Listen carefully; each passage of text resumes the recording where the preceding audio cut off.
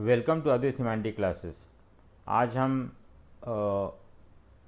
Macro economy class 12th के chapter 2 करने जा रहे हैं, basic concept of macro economy.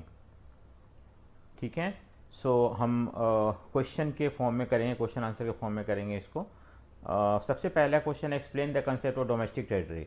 Domestic territory बहुत इंपॉर्टेंट कंसेप्ट है नेशनल इनकम अकाउंटिंग में और एस्टिमेशन ऑफ नेशनल इनकम में। तो डोमेस्टिक टेरिटरी होता क्या है, सो उसको हम समझने की कोशिश करते हैं। What is domestic territory? Domestic और economic territory is geographical territory administered by the government within which person, goods and capital circulate freely. So ये एक जोग्राफिकल टेरिटरी है जो कि कोई गवर्नमेंट उसको गवर्न करता है और जिसके बीच में, जैसे मान लो कि इंडिया है, तो इंडिया जो है ये it is administered by government of India और यहाँ पे गुड्स जो है पर्सन, गुड्स, कैपिटल बिना कोई रोक टोक के एक जगह से दूसरी जगह मूव कर सकता है। So that is called geographical और डोमेस्टिक टेरिटरी। इकोनॉमिक टेरिटरी या डोमेस्टिक टेरिटरी बोलते हैं। ठीक है। अब नेक्स्ट है हमारा कि what is the stock of domestic, sorry, what is the stock of domestic territory? In addition to political frontier, it also include ships, aircraft owned and operated by normal residents between two or more countries। देखो इसमें क्या है कि domestic territory के अंदर क्या क्या चीज़ और इंक्लूड है। एक तो ठीक है, पॉलिटिकल बाउंड्री जो है इंडिया के अंदर, जो पॉलिटिकल बाउंड्री है वो हमारा इंडिया का डोमेस्टिक टेरिटरी है, लेकिन कुछ हम एक्सक्लूड करते हैं, उसको हम देखेंगे क्या क्या चीज़ एक्सक्लूड करते हैं इसके अंदर। बट नॉर्मली डोमेस्टिक टेरिटरी में तो वो टेरिटरी जो कि that lie with in the countries boundary. जो हमारा जैसे इंडिया का बाउंड्री है, ये अरेबियन सी है, बे ऑफ बंगाल है, इंडियन ओशन से ऊपर जितना है, उधर हिमालय से नीचे नेपाल को छोड़ के, तो ये सारे इंडिया का जोग्राफिकल टेरिटरी। इसके अलावे अगर मान लो कि कोई नॉर्मल रेसिडेंस यानी इंडिया का कोई इंडिविजुअल, अगर उसका एक शिप है जो कि जापान से यूएसए जा रहा है और इसमें सामान कैरी कर रहा हो, गुड्स कैरी कर रहा है, तो ये भी एक तरह से डोमेस्टिक टेरिटरी इंक्लूड होगा, क्योंकि यहाँ इसका जो इनकम होगा ना, that will be consider as a income of domestic income के अंदर आएगा। सो ये डोमेस्टिक टेरिटरी आता है। दूसरा है fishing vessels like oil and gas ring हो गया, operated by residents of a country in international border where they have exclusive right to operate. अगर मान लो कि कोई शिप है जो ऑपरेट कर रहा है या कोई, जैसे आपको पता है कि मुंबई हाई में हमारे पास ये ऑयल एक्सट्रैक्ट करने, यहाँ पे ऑयल वेल है जहाँ से ऑयल एक्सट्रैक्ट करते हैं, तो that also belong to domestic territory of India. कोई फिशिंग वेसल है जो यहाँ से जाकर शिप पकड़ के लेके आ रहा है इंडिया में, so even that also is consider as a normal residence, domestic territory इसको मानते हैं। इन बॉर्डर वेयर, ठीक है। उसके बाद country in the international border where they have exclusive right to of operation. आपको पता है कि इंडिया के कुछ एरिया तक हम हमारे शिप्स या फिशिंग वेसल जा सकते हैं, वहाँ से मछली पकड़ के ला सकते हैं, तो that also become part of domestic territory. जो भी वो फिश वगैरह पकड़ेंगे उसका जो सेल होगा इंडिया का डोमेस्टिक सेल के अंदर ही आएगा। ठीक है। और embassies, consulate and military establishment of a country located abroad. अगर मान लो कि इंडिया, आपको एम्बेसीज क्या होता है या कंसुलेट क्या होता है, इसको हम देखते हैं यहाँ पे। आपको पता है कि इंडिया का पॉलिटिकल रिलेशनशिप जो है बहुत सारे कंट्रीज के साथ है, और जिन कंट्री के साथ हमारा पॉलिटिकल रिलेशनशिप होता है वो जैसे मान लो कि हम इंडिया का जो है जापान से है, यूएसए से है, पाकिस्तान से है, दूसरे कंट्री, तो हम जापान में अपना एक एम्बेसी खोलेंगे जहाँ पे कि हमारे एम्बेसडर रहेंगे और बाकी सारे ऑफिशियल रहेंगे। जो उसी तरह से कंसुलेट जो होते हैं, छोटे स्मॉल एम्बेसीज को हम कंसुलेट बोलते हैं, या मिलिट्री इस्टेब्लिशमेंट हो गया। तो ये सारे एरिया जो होते हैं, अगर दूसरे कंट्री में इंडिया का, जैसे जापान में है, यूएसए में है, बहुत सारे कंट्री, वो एरिया जहाँ पे इंडियन एम्बेसडर रहते हैं या उनके ऑफिशियल रहते हैं, वो एरिया इंडिया का डोमेस्टिक टेरिटरी में आता है। ठीक है। या कंसुलेट हो गया, इंडिया का कोई कंसुलेट हो गया वो, या मिलिट्री इस्टेब्लिशमेंट। आपको पता है मिलिट्री इस्टेब्लिशमेंट मतलब क्या होता है? जैसे आपको पता है कि अभी अफगानिस्तान में कुछ महीनों पहले यूएस फोर्स अफगानिस्तान को छोड़ के चला गया था, तो जब उससे पहले अफगानिस्तान में कुछ एरिया होगा जहाँ पे कि यूएस के मिलिट्री फोर्स वगैरह रहते होंगे, उनका आर्म्स एंड आर्सनल रहता होगा, ये सब चीज़ रहते होंगे, तो वो सारे एरिया जो था ये मिलिट्री एस्टेब्लिशमेंट है, and for the time being this area belong to US domestic territory. उसी तरह से तो दूसरा और एग्जांपल हम ले सकते हैं कि ठीक है, तो ये समझ में आ गया हमें कि एम्बेसीज, कॉन्सुलेट, मिलिट्री इस्टेब्लिशमेंट जो होता है अगर दूसरे कंट्री में है इंडिया का, तो वो सारे इंडिया का डोमेस्टिक टेरिटरी के अंदर आता है। तो ये है डोमेस्टिक टेरिटरी, आपको ये जानना जरूरी है, क्योंकि अगर आप तभी आपको पता लग पाएगा कि क्या डोमेस्टिक इनकम क्या होता है। Domestic income income generated with in the domestic territory of India. कोई ज़रूरी नहीं है कि इंडिया के बॉर्डर के अंडर ही वो सारे इनकम जनरेट हो रहा है। जैसे फिशिंग वेसल्स हो गया, शिप्स हो गया, ये सारे ऑपरेट करते हैं, वो भी इनकम जनरेट करते हैं। So that also come under the domestic territory, domestic income of India.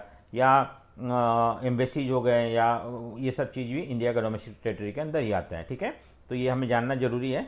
Next है हमारा कि define normal residence. Normal residence क्या होता है? देखो, अगर हमें नेशनल इनकम निकालना है, तो अगर हमें कोई भी कंट्री का नेशनल इनकम निकालना है, तो हमें ये जानना जरूरी है कि नॉर्मल रेसिडेंस होते क्या हैं। क्यों? क्योंकि income generated by normal residence of a country doesn't matter where they generate income. अगर मान लो कोई नॉर्मल रेसिडेंस इंडिया का है जो कहीं भी इनकम जनरेट करता है, that will be included in the national income of India. So normal residence और डोमेस्टिक टेरिटरी हम क्यों जानना जरूरी है? डोमेस्टिक टेरिटरी इसलिए जानना जरूरी है क्योंकि डोमेस्टिक टेरिटरी में अगर कोई इनकम जनरेट होता है इन सारे जो मैंने एरिया बताया यहाँ पे, तो वो इंडिया का डोमेस्टिक टेरिटरी के अंदर आता है, डोमेस्टिक इनकम के अंदर आता है। लेकिन नेशनल इनकम जो होता है वो कोई ज़रूरी नहीं है कि इंडिया का डोमेस्टिक टेरिटरी में ही वो इनकम जनरेट हो। जैसे मान लो कि शाहरुख खान है, उसका एक रेस्टोरेंट है दुबई में, तो वो जो रेस्टोरेंट है वो दुबई का डोमेस्टिक टेरिटरी है, लेकिन normal residence of India Shahrukh Khan he is generating income in Dubai अपने रेस्टोरेंट में, तो that will become the part of national income. So national income में where income is generated, that is more important. Domestic income में where it is income is generated, उसके हिसाब से हम decide करते हैं कि डोमेस्टिक है या नहीं है। और नेशनल इनकम में who generate it, if it is generated by normal residence of India anywhere in the world including India, then that will become a India national income. तो ये हमें, इसलिए हमें इन दोनों का डिफरेंसेस जानना जरूरी है कि नॉर्मल रेसिडेंस होता क्या है या डोमेस्टिक टेरिटरी होता क्या है। तो नॉर्मल रेसिडेंस मतलब देखो यहाँ पे, normal residence of a country refers to an individual और an institution who ordinarily resides in a country who centre of economic interest also lies in that country. जैसे क्या होता है सेंटर ऑफ इकोनॉमिक इंटरेस्ट, मतलब क्या होता है कि अर्निंग हो गया, स्पेंडिंग हो गया, इन्वेस्टमेंट हो गया, सेविंग हो गया, वो सारे उसी कंट्री में, जिस कंट्री में वो रह रहा है उसी कंट्री में ये सारे इकोनॉमिक इंटरेस्ट भी लाई करता है, तब हम उसको बोलते हैं कि वो नॉर्मल रेसिडेंस है। नॉर्मल रेसिडेंस मतलब इंडिविजुअल भी हो सकता है कोई, या कोई इंस्टीट्यूशन हो सकता है जो कि किसी कंट्री में रहता है और उसका economic centre of economic interest, यानी कि अर्निंग हो गया, स्पेंडिंग हो गया, इन्वेस्टमेंट हो गया, हाँ, अर्निंग, स्पेंडिंग, इन्वेस्टमेंट, सेविंग, ये सारे चीज़ जो होता है उसी कंट्री में होता है, तो हम उसको बोलते हैं नॉर्मल रेसिडेंस है उस कंट्री का। ठीक है, तो ये नॉर्मल रेसिडेंस है। द रेसिडेंस लिव्स और located with in the domestic territory. कोई भी डोमेस्टिक टेरिटरी में जो रेसिडेंस रहते हैं उनको वहाँ का नॉर्मल रेसिडेंस बोलते हैं। The residence carries out economic activity like earning हो गया जो मैंने अभी बताया, एक्यूमुलेशन फ्रॉम द अगर सेविंग कर रहा है या स्पेंड कर रहा है तो वो उस लोकेशन, तो वहाँ का नॉर्मल रेसिडेंस है। उस नेक्स्ट है following are not included in the normal residence. कौन कौन लोग हम नॉर्मल रेसिडेंस नहीं बोलते हैं, ये भी जानना जरूरी है, कभी भी क्वेश्चन पूछ देते हैं। फॉरेन टूरिस्ट, अगर मान लो कोई टूरिस्ट और विजिटर इंडिया में आता है तो उसको हम नॉर्मल रेसिडेंस नहीं बोलेंगे। ठीक है, उसके बाद foreign staffs of embassy officials and member of arm forces of foreign countries located in given. मान लो कि इंडिया में यूएस एम्बेसी है, यूएस एम्बेसी है, इसमें मान लो कि फॉरेन स्टाफ रह रहे हैं, यूएस के स्टाफ रह रहे हैं, यूएस का एम्बेसडर रह रहा है, तो ये नॉर्मल रेसिडेंस नहीं माने जाते हैं क्योंकि ये इंडिया के डोमेस्टिक टेरिटरी में नहीं आते हैं। दूसरी बात है कि ये यूएस के नॉर्मल रेसिडेंस है। उसके बाद नेक्स्ट है international organisation like WHO, UNO are not consider as a normal residence of a country. देखो इंटरनेशनल ऑर्गेनाइजेशन ये जो है इंस्टीट्यूशन है, मैंने बताया ना कि पर्सन या इंडिविजुअल या इंस्टीट्यूशन। अगर मान लो इंडिया में WHO का ऑफिस है, एक इंस्टीट्यूशन का ऑफिस है, तो this will not be consider as a normal residence of India. हाँ, they will be treated as normal residence of international area. हाँ, ठीक है, तो ये इंटरनेशनल एरिया के अंदर आ जाता है, वो नॉर्मल रेसिडेंस ऑफ इंडिया नहीं आएगा। नेक्स्ट है employ of the international organisation are consider residence of a country to which they belong. मान लो कि इंडिया में WHO का एक ऑफिस है जिसमें एक अमेरिकन काम करता है, तो वो कहाँ का नॉर्मल रेसिडेंस होगा? Residence of a country to which they belong, तो वो US का नॉर्मल रेसिडेंस होगा, ना कि इसमें जो भी, अगर मान लो कि यूएस में कोई UNO का एक ऑफिस है, वहाँ पे कोई इंडियन काम करता है, इंडियन, तो ये जो है हालांकि इंटरनेशनल एरिया में काम कर रहा है, इसके बावजूद ये जो इंडिविजुअल होगा वो इंडिया का नॉर्मल रेसिडेंस होगा। ठीक है, सो ये है। उसके बाद crew member of a foreign vessels, commercial travellers and seasonal workers, ये इंडिया के नॉर्मल रेसिडेंस के अंदर नहीं आते हैं। क्रू मेंबर हो गए, मान लो कोई इंडियन जापानी शिप इंडिया आ रहा है, तो उसमें जो क्रू मेंबर है वो इंडिया का नॉर्मल रेसिडेंस नहीं है, जो अपने कंट्री के हैं। कमर्शियल ट्रैवलर्स हो गए, कोई ट्रेड के पर्पज से आ रहे हैं, या सीजनल वर्कर हो गए, मान लो कि कुछ लोग नेपाल से इंडिया में आ रहे हैं और सीजन में काम करके फिर वापस चले जा रहे हैं, ऐसे लोग भी इंडिया के नॉर्मल रेसिडेंस नहीं होते हैं। ठीक है, उसका नेक्स्ट है border workers who lives near international border and cross border on regular basis to work on other country where they lives and not where they work. तो अब क्या है कि मान लो कि इंडिया, आपको पता है कि नेपाल है, इंडिया से लगा हुआ ऊपर, तो नेपाल के लोग आते हैं काम करके फिर चले जाते हैं, शाम को फिर आते हैं काम करके चले जाते हैं, तो वो लोग जहाँ रहते हैं वहाँ का नॉर्मल रेसिडेंस है, ना कि इंडिया के नॉर्मल रेसिडेंस है। तो इस तरह से हमें आइडेंटिफाई करना पड़ेगा कौन इंडिया का नॉर्मल रेसिडेंस है, कौन नहीं है। ये सारे पॉइंट आप याद करोगे तो जरूर आइडेंटिफाई कर पाओगे। नेक्स्ट है डिस्टिंग्विश बिटवीन फैक्टर इनकम और ट्रांसफर इनकम। फैक्टर इनकम मतलब क्या होता है? देखो, फैक्टर इनकम मतलब होता है वो इनकम जो हम जनरेट करते हैं bye contributing in the production process. मान लो कोई इकोनॉमिक एक्टिविटी में जब हम इंगेज होते हैं, इंगेज होने के बाद हमें जो रिवार्ड मिलता है in the form of rent, interest, profit, COE, तो वो that is called factor income. Income that is paid to the factor of production, why? Because they are contributing in the production process, so that is called factor income. Transfer income मतलब होता है receive without rending any productive services. जैसे मान लो कि scholarship हो गया, इसके लिए हम कोई प्रोडक्शन एक्टिविटी में काम नहीं किए हैं, फिर भी हमें मिल रहा है। गवर्नमेंट को टैक्स मिलता है, गवर्नमेंट उसके लिए कोई काम नहीं किया है, उसके बावजूद उसको टैक्स मिल रहा है, वो बाद में करता है, वो अलग बात है, बट उससे पहले तो उसने नहीं किया है। मान लो कि गवर्नमेंट लोगों को सब्सिडी दे रहा है, सब्सिडी मतलब होता है कि मॉनिटरी हेल्प दे रहा है, सो यहाँ पे भी for that purpose, for getting monetary help और subsidy, we have not done anything contributed in the production process, so that will be called as transfer income. यहाँ पे किसी और के पॉकेट से पैसा ट्रांसफर होकर आपके पॉकेट में आ जाता है, उसके लिए आपने कुछ किया नहीं, ये वन वे है, आप सिर्फ आता है, जाता नहीं है। यहाँ पे आप सर्विसेज देते हो, आपको पैसा मिलता है, तो ये टू वे है। It included in the both national income, और फैक्टर इनकम को हम नेशनल इनकम में इंक्लूड करते हैं और डोमेस्टिक इनकम में भी इंक्लूड करते हैं।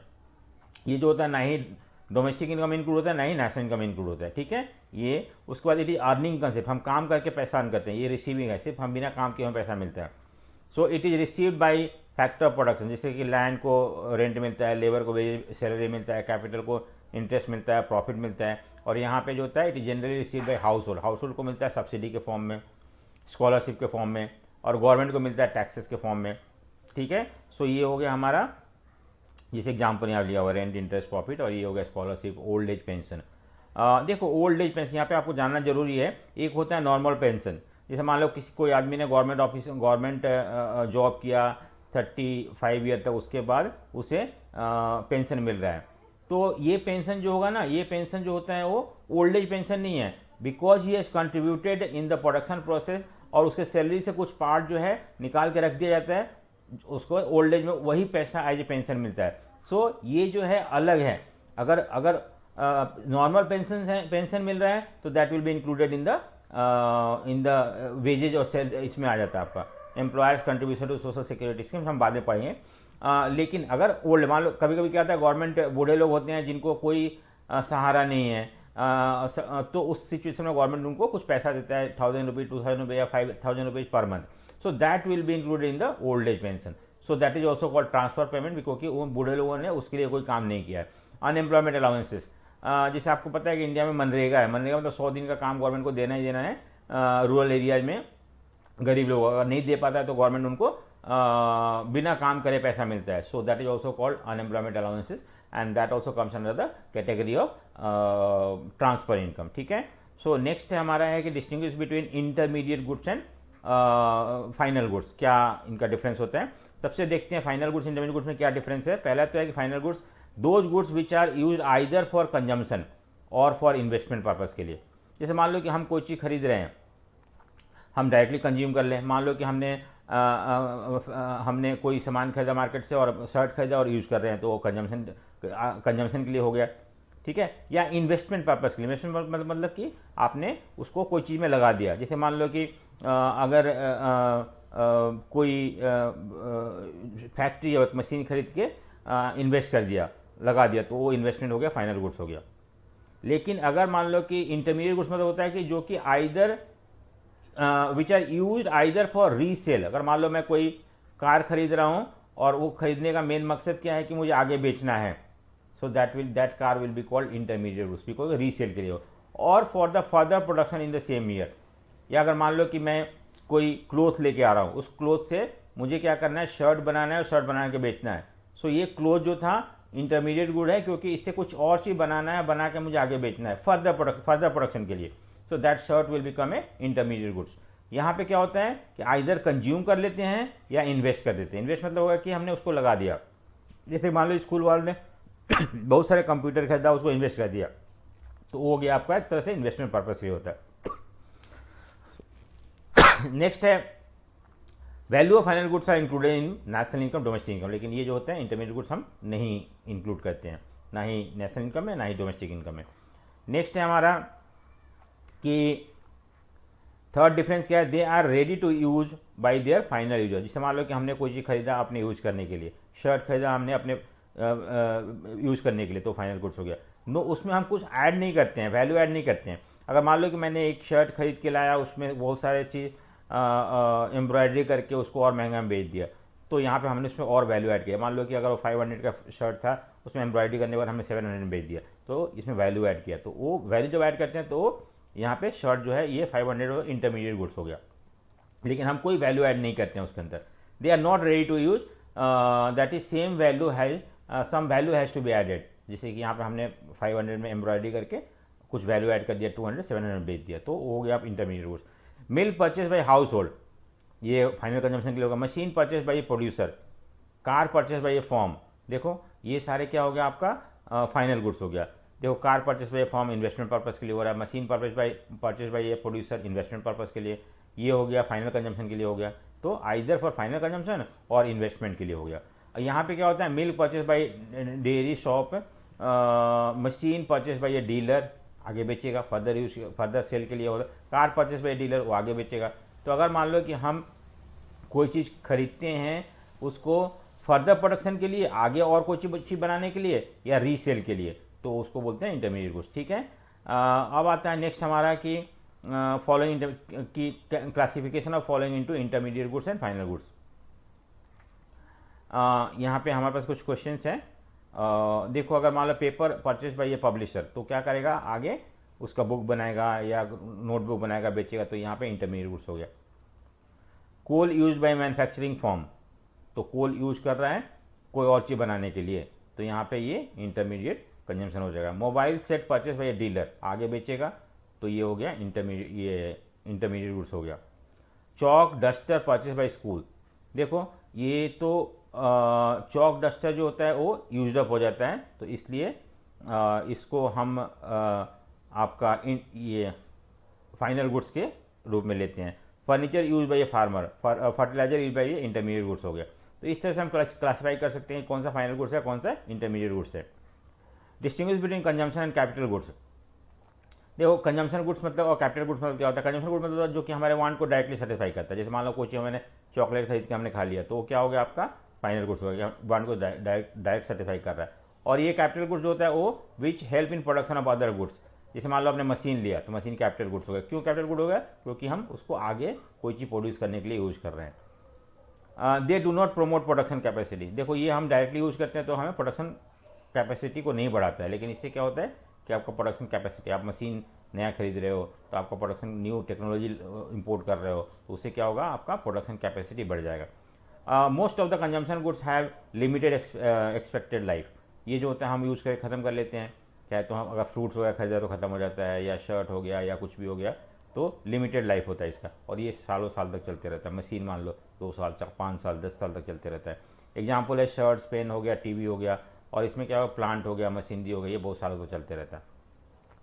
All capital goods are producer goods, but all producer goods are not capital goods. देखो सारा कैपिटल गुड्स जो होते हैं वो प्रोड्यूसर गुड्स, कैपिटल गुड्स जो होते हैं वो कोई ना कोई चीज़ प्रोड्यूस करने के काम में आता है, बट ऑल प्रोड्यूसर गुड्स जो होते हैं आर नॉट कैपिटल गुड्स। कैसे ऐसे सही है, देखो some commodity can be consumption goods और capital goods, it depend upon कोई चीज़ कैपिटल होगा या आपका कंजम्पशन गुड होगा, डिपेंड करता है किसके ऊपर। जैसे मान लो कि एक मशीन है, परचेज बाय हाउस होल्ड, तो ये हो गया कंजम्पशन गुड हो गया। यही मशीन अगर मान लो कि कोई फॉर्म खरीदता है तो वो कैपिटल गुड्स हो गया, क्योंकि उसको फर्दर प्रोडक्शन के लिए यूज करेगा फॉर्म, और यहाँ पे हम उसको डायरेक्टली कंज्यूम करेंगे। तो कोई भी चीज़ कैपिटल है या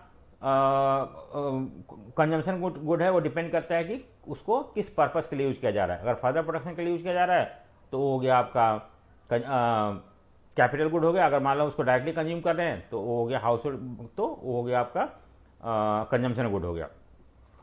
नेक्स्ट है हमारा कि explain the concept of gross investment, net investment and depreciation. ठीक है, ग्रॉस इन्वेस्टमेंट, अगर मान लो कि आपने, देखो investment refers to addition to the, what is investment, so addition that is made to the existing stock of an economy. जैसे मान लो कि एक कंट्री में 100 करोड़ का कैपिटल है, अगर मान लो हमने 50 करोड़ इस साल ऐड कर दिया तो अब क्या हो गया 150, तो 150 हो गया हमारा ग्रॉस इन्वेस्टमेंट 50। अब हमारे पास ग्रॉस इन्वेस्टमेंट कितना है कि investment refers to addition to the capital stock of the economy, कितना आप ऐड कर रहे हो। तो हमने क्या हुआ कि हमारा, हाँ अब देखो for example construction of building, purchase of machinery, addition to the inventory of goods, ये सारे। ठीक है, तो इन्वेस्टमेंट क्या होता है, सबसे पहले तो हमने इन्वेस्टमेंट देखा। इन्वेस्टमेंट मतलब होता है कि पैसा लगाना कोई भी चीज़ में। अगर बिल्डिंग बना रहे हो आप, मशीनरी बना रहे हो, मशीनरी खरीद रहे हो, या इन्वेंट्रीज ऑफ गुड्स ऐड कर रहे हो, तो वो इन्वेस्टमेंट हो जाता है। लेकिन अलग अलग तरह के इन्वेस्टमेंट होते हैं, ग्रॉस इन्वेस्टमेंट, नेट इन्वेस्टमेंट और डेप्रिसिएशन क्या होता है। देखो it is total expenditure on the capital stock of A economy in the given period of time, that is total expenditure on purchase of fixed assets unsold stock during a accounting year. एक साल में कितना आपने stock add किया, capital stock add किया, तो उसको बोलते हैं, हम क्या बोलते हैं, ग्रॉस इन्वेस्टमेंट। मान लो कि आप इस साल 1 ईयर 2021-22 में हमने क्या किया, 100 करोड़ रुपये इन्वेस्ट किया इकोनॉमी में, तो ये हो गया ग्रॉस इन्वेस्टमेंट। ठीक है, नेट इन्वेस्टमेंट मतलब क्या होता है कि actual addition made to the capital stock of an economy of a given period is net investment.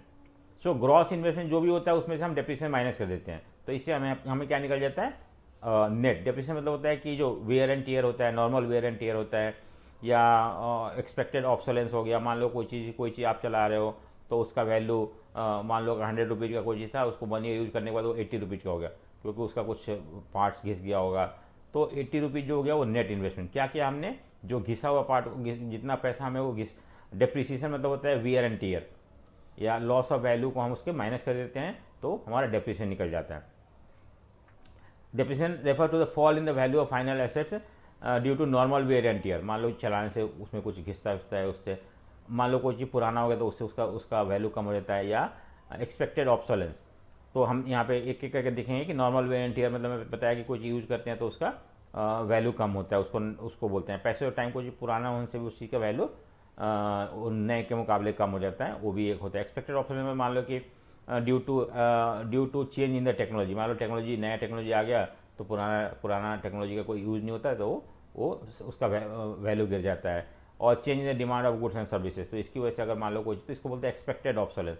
जैसे मान लो कि जब पहले टाइपराइटर यूज होता था, उसके बाद अब कंप्यूटर आ गया, लैपटॉप आ गया, पीसी आ गया, तो आपका टाइपराइटर का जो है वैल्यू है कम हो गया। मान लो उस समय 5,000 में मिलता होगा, अब वो 1,000 में कोई नहीं पूछता है, तो वैल्यू तो गिर गया ना। यहाँ पे एक्सपेक्टेड ऑब्सोलेंस है उसका मतलब होता है।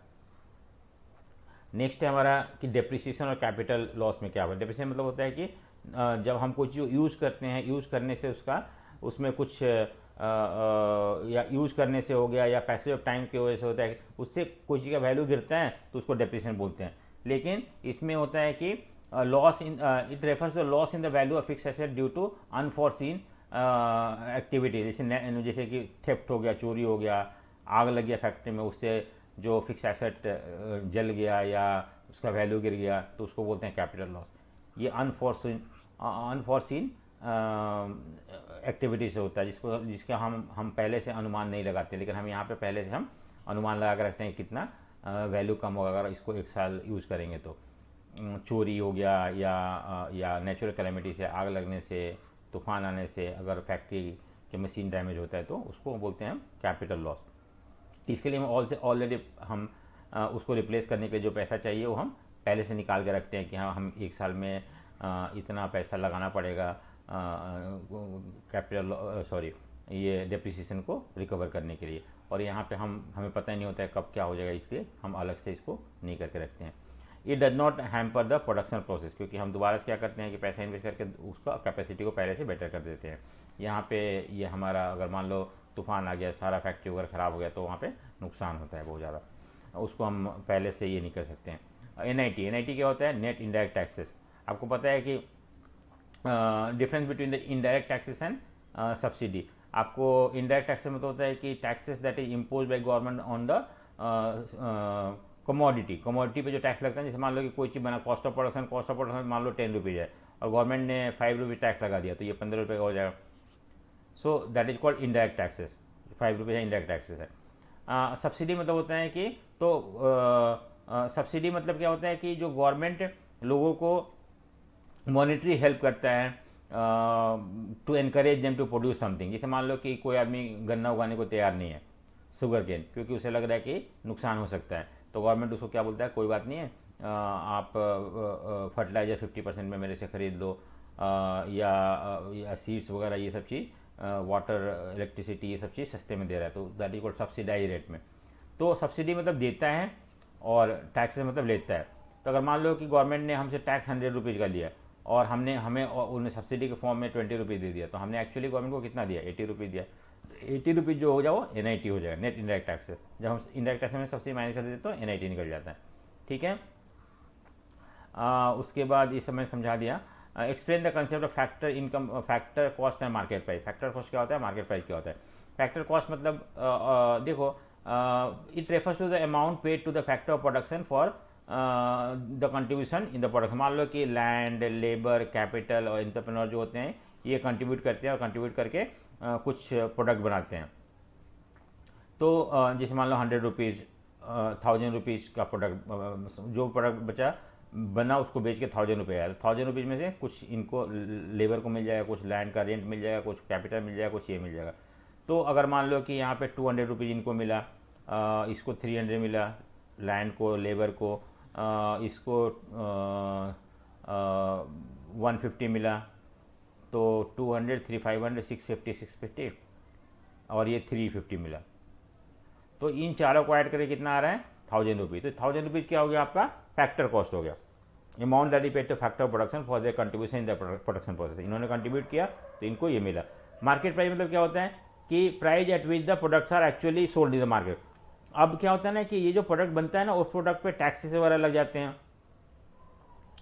हाँ, तो अगर मान लो कि ये चीज़ हमें टैक्स वगैरह लगाने के बाद 1500 बिका, तो 500 जो हो गया वो आपका ये मार्केट प्राइस हो गया। मार्केट प्राइस मतलब the price at which the products that is produce by factor production are sold in the market, that is called. अब क्या होता है ना, मार्केट प्राइस में एक्चुअली हमारा डिफरेंस क्या है कि मार्केट प्राइस में टैक्स लगा हुआ होता है और फैक्टर कॉस्ट में टैक्स नहीं लगा होता है, यही डिफरेंस है। सो मार्केट प्राइस क्या होता है कि फैक्टर कॉस्ट ये जो 1000 rupees plus indirect tax minus subsidy. Indirect tax मान लो कि आपका 700 था और 200 सब्सिडी था और ये 1000 रुपीज़ था, तो कितना होगा? 1000 रुपीज़ इनडायरेक्ट टैक्स 700 तो 500, तो ये हो गया 1000 रुपीज़ प्लस 700 माइनस 200, यानी कि 1000 प्लस 500, तो ये इक्वल टू 1500 हो गया। तो ये हो गया हमारा मार्केट प्राइस। तो मार्केट प्राइस मतलब क्या होता है कि फैक्टर कॉस्ट में इनडायरेक्ट टैक्सेस मैंने सबसे NIT हमें ये होता है, NIT हम ऐड कर देते हैं तो ये निकल जाता है। और इसी तरह से हमारा अगर मान लो कि मार्केट प्राइस से फैक्टर कॉस्ट में जाने के लिए हमें ये चीज़ याद रखना पड़ती है, जैसे मान लो ये मार्केट प्राइस है और ये फैक्टर कॉस्ट है, तो मार्केट प्राइस से फैक्टर कॉस्ट में जाना है तो इसमें टैक्सेस लगा होता है तो हमें माइनस NIT करना पड़ेगा, और अगर मान लो फैक्टर कॉस्ट से इसमें आना है तो प्लस NIT। तो ये हो गया, हाँ, ठीक है। और net factor income from abroad, ये है NFIA मतलब होता है net factor income from abroad. So it refers to the difference between factor income receive from the rest of the world and factor income paid to the rest of the world. पता है आपको कि कोई भी country के लोग जो होते हैं वो बाहर से भी जाकर पैसा अर्न करके अपने यहाँ लेके आते हैं, और उस कंट्री में बाहर से लोग भी आते हैं और अर्न करके लेके जाते हैं। तो इन दोनों का डिफरेंस, मान लो कि इंडियन रेसिडेंट जो है बाहर से 100 रुपीज़ अर्न करके लेके आए, और इंडिया से बाहर जो लेके गए वो 80 रुपीज़ लेके गए, तो ये हो गया फ्रॉम और ये हो गया टू। तो NIT क्या होता है, सॉरी NFIA मतलब नेट फैक्टर इनकम अब्रॉड। तो अगर ये हो गया कि 100 में से 80 माइनस करें तो 20 रुपीज़ NFIA हो गया। तो इस तरह से हम NFIA निकाल लेते हैं, क्योंकि हम लोग कंट्री से कुछ लोग बाहर के लोग आते हैं और वो अर्न करके लेके जाते हैं, हमारे लोग जो होते हैं बाहर से अर्न करके लेके आते हैं। तो इन दोनों को डिफरेंस को बोलते हैं हम NFIA, net factor income from abroad, ठीक है। ये है डोमेस्टिक इनकम में हम NFIA ऐड कर देते तो हमारा नेशनल इनकम निकल जाता है। NFIA की जरूरत क्या पड़ता है, जैसे मान लो कि हमारे यहाँ डोमेस्टिक है और नेशनल है, तो डोमेस्टिक से नेशनल में जाने के लिए आपको NFIA प्लस करना पड़ेगा, NFIA, और अगर नेशनल से डोमेस्टिक में आ रहे हो तो माइनस NFIA करना पड़ेगा। और इस तरह से डोमेस्टिक से नेशनल में हम चले जाते हैं, नेशनल से डोमेस्टिक में चले जाते हैं, NFIA माइनस करके प्लस करके। उसके बाद NFIA होता क्या है, क्या क्या कंपोनेंट है, नेट कंपनसेशन ऑफ एम्प्लॉय। मान लो डिफरेंस जो कि इंडिया में लोग आके काम करके पैसा लेके चले गए और हमारे लोग बाहर से जो बाहर काम करे वो लोग पैसा लेके आए, उसको बोलते हैं कंपनसेशन ऑफ एम्प्लॉय। एक पार्ट ये होता है। दूसरा net income from property and entrepreneurship. हमारे बहुत सारे देखो refers to the difference between the income from property and entrepreneurship receive by residence of a country and similar payment that is made to the residence worker, non residence worker, जो India से worker काम कर रहे हैं वो लेके जा रहे हैं उन लोग, ये हो गया। तीसरा नेट रिटेन अर्निंग। जैसे मान लो कि बहुत सारे ऐसे retain earning of a residence company, बहुत सारी कंपनी हैं जो बाहर के अब्रॉड हैं, और उन लोगों का जो प्रॉफिट बचता है उस प्रॉफिट को इंडिया लेके आते हैं और उनको बोलते हैं नेट रिटेन अर्निंग। ये तीनों को ऐड करके हमें NFIA निकल जाता है, ठीक है। सो यही ख़त्म हो गया। सो अगर आपको वीडियो पसंद आया होगा तो लाइक करें, शेयर करें एंड सब्सक्राइब करें, ठीक है। So thank you for watching, thank you.